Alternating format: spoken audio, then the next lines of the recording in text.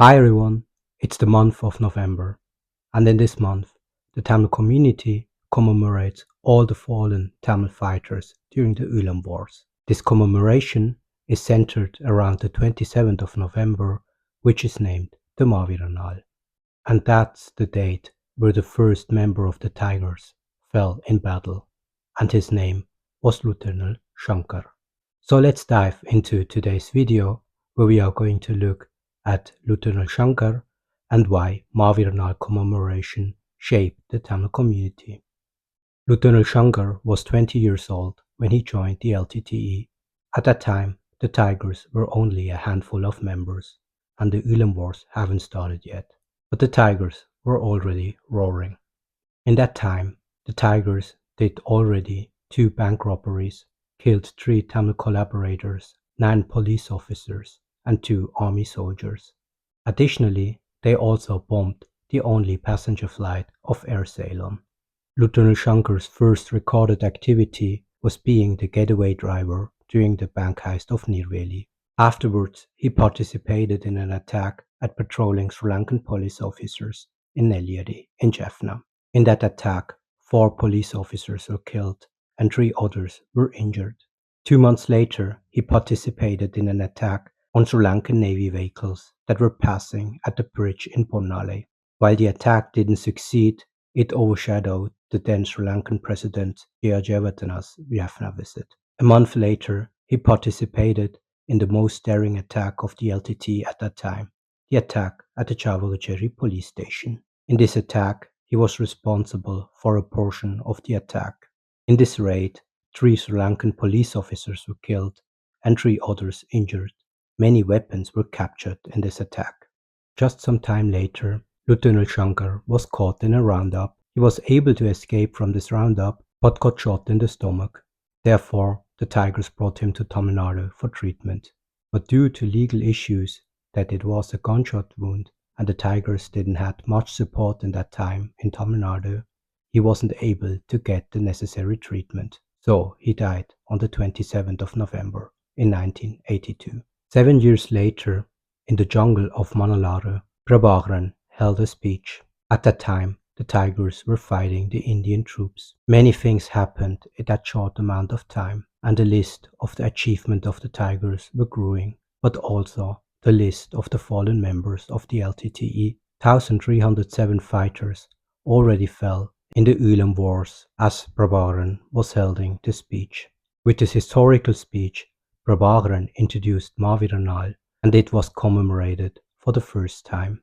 With the years, tombstones were erected for each fallen members of the Tigers, and these tombstones were standing in cemeteries called the Maaveerar Tuilamillam.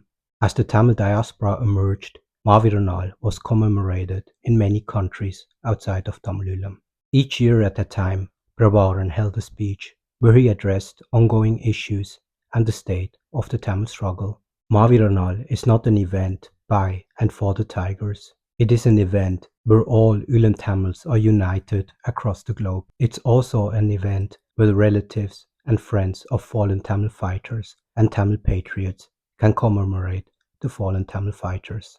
But Maaveerar Naal also changed the Tamil society in many facets, and it's a symbol for some of the core values of the struggle for Tamilulam.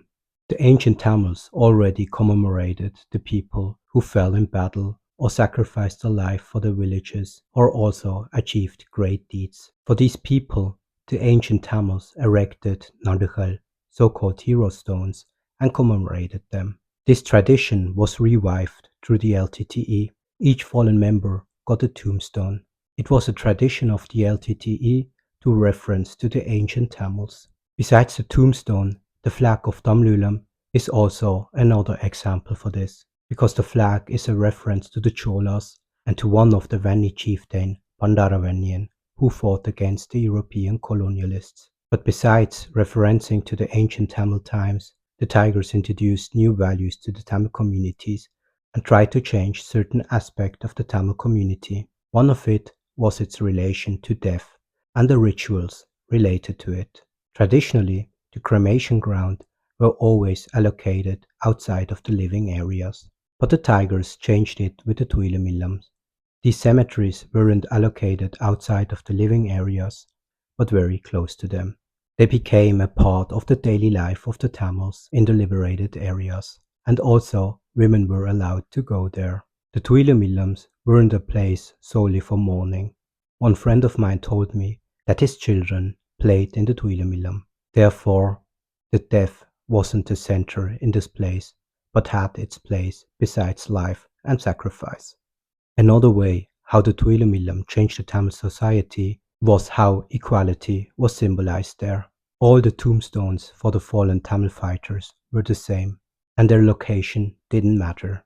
It wasn't differentiated between gender, religion, caste, or other classes that differentiated the living from each other. All the different categories that separated the living were vanished in these Tuilumillams. And this is a testimony for the egalitarian societies the Tamil struggle stands for, besides the national liberation. After the end of the Ulam Wars, Sri Lanka destroyed all the Tuilumillams in Tamil Ulam, and on some of them they installed new military camps. While the Tamils still commemorated the Maaveerar Naal openly in the diaspora, in the occupied homeland it was commemorated in secrecy. As an example, in 2012, hostels where students from the Jaffna University were staying were raided by Sri Lankan army because the students had lit the ceremonial flame and commemorated the fallen Tamil fighters. During this raid, they were attacked by the Sri Lankan soldiers. On the following day, some students boycotted their class and staged a protest, and Sri Lankan police attacked the protesters and broke up the demonstration. But after 2016, the Tamils have started to commemorate Maaveerar Naal openly in Tamil Ulam. The people piled up the destroyed tombstones, and since then the commemoration is being held regularly each November in all parts of Tamil Ulam. While it's important that the commemoration of Maaveerar Naal continues, one bitter truth needs to be addressed. After 2009, Maaveerar Naal has become a symbolical event where Tamil groups are using it to show that they are still there, and organizing, participating, and utilizing the Maaveerar Naal is a primary task of the Tamil struggle. This just shows that after 2009, no one has achieved anything fundamental for the national liberation. Therefore, it seems that the commemoration and the fetishizing of the fallen Tamil fighters have become an escapism for the nowadays duties. Thank you very much for your attention. Please leave a like or a comment in the comment section, and I wish you a nice day.